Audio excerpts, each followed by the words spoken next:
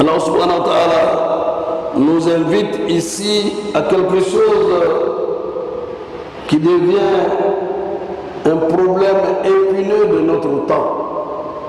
L'adultère,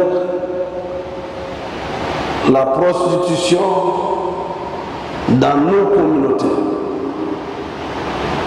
Lorsque Allah dit وَالَّذِينَ هُمْ لِفُرُوجِهِمْ حَافِظُونَ, le paradis est promis comme dernière demeure à ceux qui préservent leur partie intime, leur sexe, de tout rapport hors mariage. Nous le savons, la caractéristique de nos communautés aujourd'hui dans les rues et un peu partout, le sexe est exposé. La femme est devenue un objet de plaisir. Et cela se voit. L'appel ici d'Allah subhanahu wa ta'ala est de nous inviter à ce qui peut nous aider à être une communauté forte, mais également d'avoir le paradis dans l'au-delà. Et cela est dit pour ceux qui se préservent et qui aident les autres à se préserver des rapports intimes au mariage. L'adultère, la fornication est devenue aujourd'hui une chose qui est exposée. Il faut donc que pour avoir le paradis, que nous luttons contre ce désir pervers et qui peut être un frein à l'accès au paradis. C'est pour cela que la semaine dernière, nous avons insisté sur le repentir. Vous êtes dans ce cas et vous voulez aller au paradis, vous vous repentez et vous acceptez ou vous invitez à ne plus récidiver, de vous contenter de vos épouses et de votre mari pour avoir la clé d'accès au paradis. On ne parlera pas aujourd'hui des conséquences désastreuses de la fornication et de l'adultère. Nous le savons. Il faut donc se préserver afin que Allah subhanahu wa ta'ala nous accorde sa grâce et sa miséricorde. Chers frères et sœurs, ces appels, Allah subhanahu wa ta'ala nous les donne, nous fait ces appels afin que notre séjour dans ce monde d'ici-bas ne soit pas un séjour seulement que de plaisir, mais que ce soit le plaisir de semer pour avoir le meilleur salaire et la meilleure récolte dans l'au-delà, le paradis. Allah subhanahu wa ta'ala nous dira وَالَّذِينَ هُمْ لِأَمَانَاتِهِمْ وَأَهْدِهِمْ رَاعُونَ.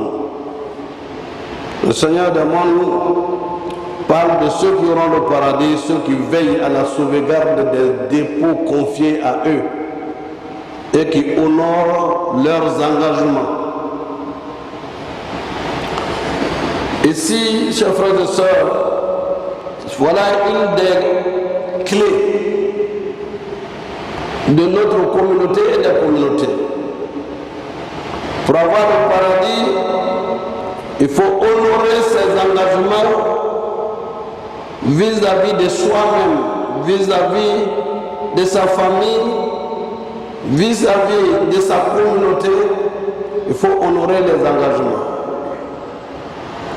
Et lorsque vous prenez, vous avez un engagement, il ne faut pas le banaliser. Car ne pas honorer ces engagements est signe d'hypocrite et d'hypocrisie. Le prophète sallallahu alayhi wa sallam nous enseigne que ayat al-munafiq salasa, le signe d'hypocrite, d'un hypocrite, on le retrouve dans 3 choses. L'hypocrite, iza hadasa kadhaba. Lorsqu'il parle, l'hypocrite, lorsqu'il parle, il ment.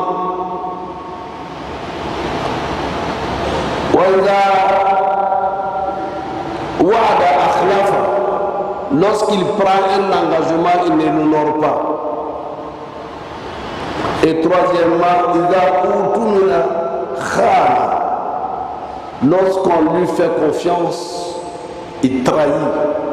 Ce sont les 3 signes. Et d'aucuns ajoutent un 4e signe. Et lorsque il est découvert hypocrite, il est grossier en plus. Il est grossier en plus. Lorsque il parle, il ment. Le mensonge fait partie des grandes faiblesses. Si je suis ceci, je vais vous donner ça. Si vous m'accordez votre confiance, je vais vous donner ça. Très souvent, ils ne sont pas les seuls, mais très souvent, on le voit sur le champ politique. Vous comptez les projets, voilà, je vais faire. Après, on va découvrir qu'il a menti, il fait le contraire de ce pourquoi il a fait la campagne, il a battu la campagne pour être maire, pour être député. Le député ne fait même pas la construction des ponts, mais il va dire je vais construire des ponts.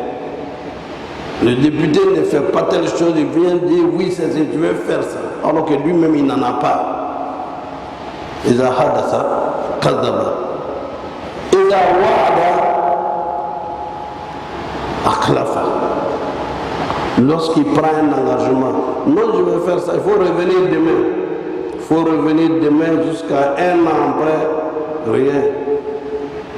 Notre communauté, chacun doit pouvoir, nous devons, pour acquis de conscience que nous avons un compte à rendre à Allah.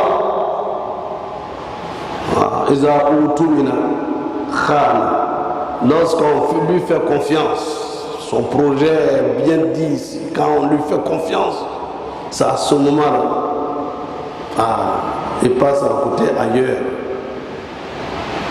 Alors, ça fait que les gens ont même peur.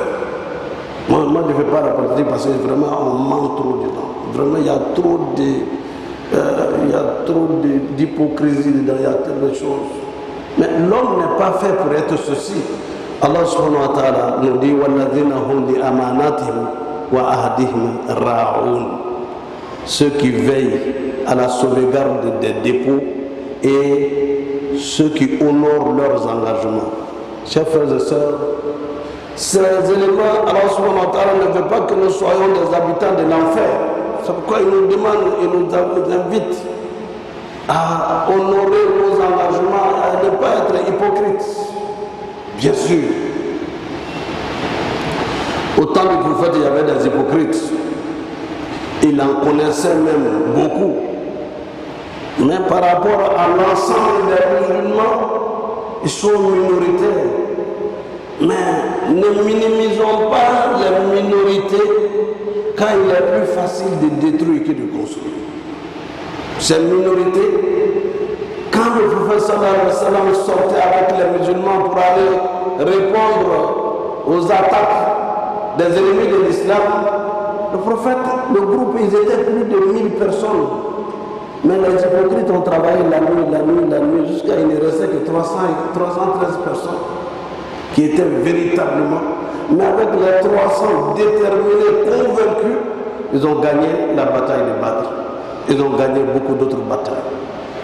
Soyons sincères, soyons avec Allah, et Allah sera avec nous. وَالَّذِينَ هُمْ عَلَى صَلَوَاتِهِمْ يُحَافِظُونَ. Allah subhanahu wa ta'ala, connaissant les vertus de la prière, inna salata tanha anil fahsha'i wal munkar. La prière vous évite les turpitudes et les actes blâmables. Allah revient encore sur la prière. Ceux qui observent strictement leur salat, leur prière, ceux-là sont les gagnants.